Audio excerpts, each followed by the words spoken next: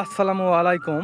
বাংলাদেশ ভারত সীমান্ত থেকে সবাইকে স্বাগত জানাচ্ছি নতুন আরও একটা ভিডিওতে।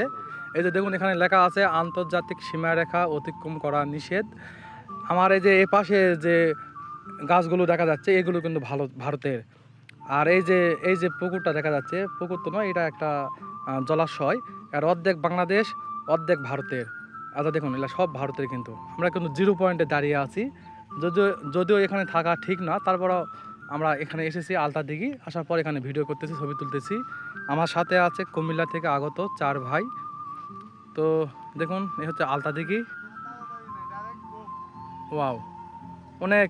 দেখুন, আমি কিন্তু ভারতের খুব কাছাকাছি আছি। এই যে দেখুন, এই যে গাছগুলো দেখা যাচ্ছে, এই গাছগুলো ওই পারে কিন্তু কাটা তার। তো খুব ভালো লাগতেছে, যদিও অনেক রোদ, গরম, তারপরেও ভালো লাগতেছে মাশাআল্লাহ।